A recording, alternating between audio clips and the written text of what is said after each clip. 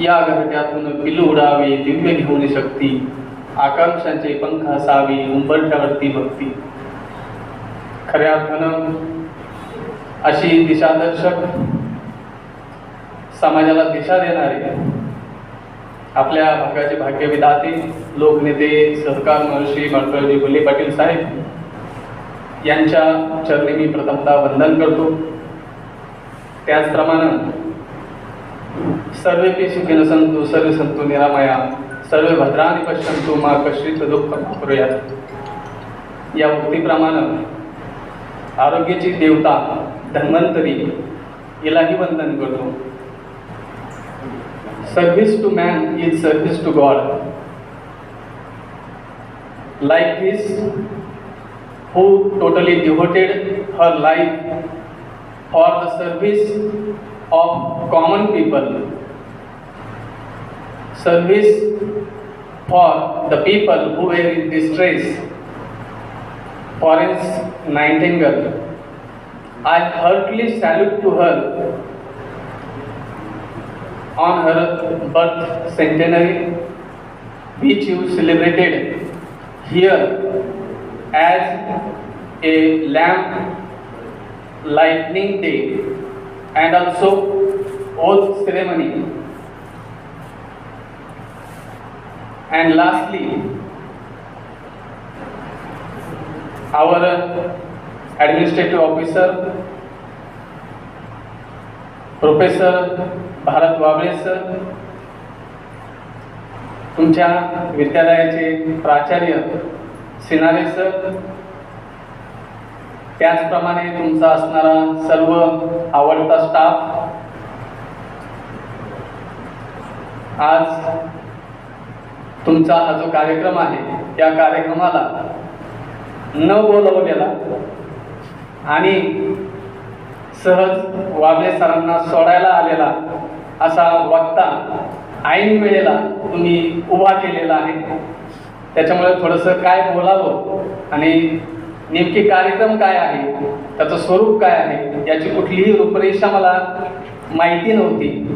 इथं सहज बसल्या बसल्या ठोकळ सर असतील, शिनारे सर असतील, काशीद सर असतील यांना मी चौकशी केली आणि मग मला कळालं की हा जो कार्यक्रम आहे lamp lightning and oath ceremony is really a greatest honor program.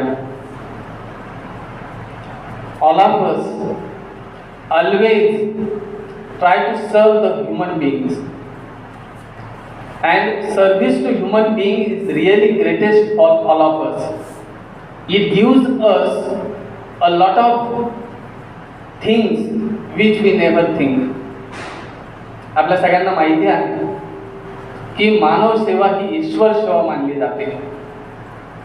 या सेवेमधून आपल्याला काही जरी मिळत नसेल, म्हणजे भौतिक स्वरूपामध्ये, फिजिकल स्टेटसच्या स्वरूपामध्ये आपल्याला जरी एकदम कमी असा त्याचा फायदा होत असेल, परंतु आत्मिक दृष्टिकोनातून सर्वोच्च असं सुख देणारी ही तुमची सेवा आहे. तिला खरोखर वंदन करायला पाहिजे. परंतु समाजामध्ये या क्षेत्राकडे फ्लॉरेन्स नाइटिंगेल पासून एक दुर्लक्षित क्षेत्र, एकदम हलकं क्षेत्र म्हणून त्या ठिकाणी बघितलं जातं. परंतु मी असं म्हणेन की या क्षेत्रासारखं श्रेष्ठ क्षेत्र दुसरं कुठलंही नाही.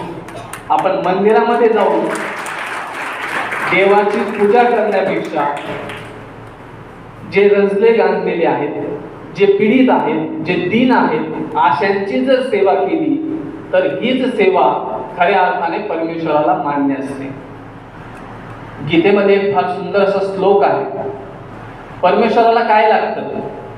सोनं लागतं की त्या ठिकाणी त्याची पूजा अर्चा करायला विविध प्रकारची साधनं लागतात? असं अजिबात नसतं. तुम्ही भक्तिभावाने, ते श्लोक थोडासा मला अर्धवट आठवतो आहे, पत्रम पुष्पम अर्पितम तोयम, म्हणजे तुम्ही साधं पत्र किंवा साधं फुल जरी मला वाहिलं तरी सुद्धा ते माझ्यापर्यंत त्या ठिकाणी पोहोचतं. परंतु रंजल्या गांजल्याची जर तुम्ही सेवा केली तर ती सगळ्यात अगोदर माझ्याजवळ पोहोचते, असं परमेश्वराचं स्वतःचं गीतेमध्ये सांगितलेलं वचन आहे. म्हणून निश्चित स्वरूपामध्ये आपण ह्या सर्व गोष्टी पार पाडल्या पाहिजे.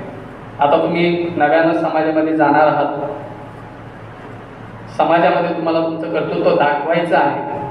त्या संदर्भात एका हिंदी शायरानं फार सुंदर अशा ओळी लिहिलेल्या आहेत. त्या ओळी मी त्या ठिकाणी तुम्हाला सांगतो. अनासक्त होकर कोई भी मनुष्य अगर चुनौती देता है इतिहास को, अनासक्त होकर कोई भी मनुष्य अगर चुनौती देता है इतिहास को, तो उस दिन नक्षत्र की दिशा ही बदल जाती है. नियति नहीं होती पूर्व निर्धारित, उसे हर्षण मानव बनाता और मिटाता है. आपण नेहमी नशिबावर संबून असतो. कुठलीही गोष्ट माझ्या नशिबात नव्हती म्हणून मला मिळाली नाही, असा आपला अट्टहास असतो.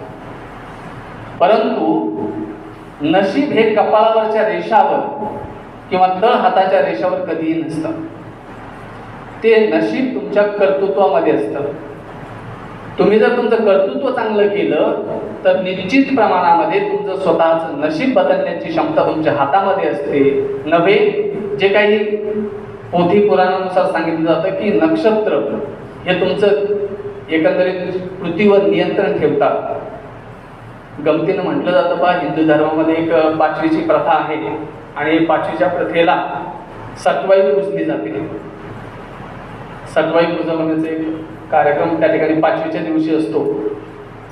ते पूजवण्याचं कारण असं असतं की या सटवाईनं माझ्या बाळाचं भविष्य चांगलं लिहावं, त्याला त्याच्या आयुष्यामध्ये चांगले दिवस बघायला मिळावे, म्हणून त्या सटवाईचं पूजन हिंदू धर्मामध्ये पाचवीच्या दिवशी म्हणजे बाळाचा जन्म झाल्यानंतर 5व्या दिवशी त्या ठिकाणी केलं जातं.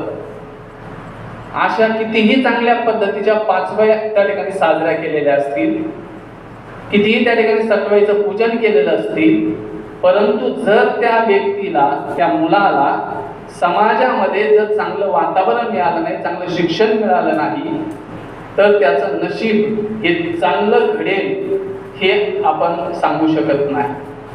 परंतु जर त्या मुलाला योग्य दिशा दिली, योग्य वातावरणामध्ये त्या ठिकाणी त्याला वाढवलं आणि मनुष्य सेवा करण्याचं जर त्याला शिकवण दिली तर निश्चितरित्या त्याचं भविष्य हे उज्ज्वल झाल्याशिवाय कदापिही राहत नाही. याच्या संदर्भात एक इंग्रजी लेखकानं, खलील जिब्रान नावाचा एक इंग्रजी लेखक आहे.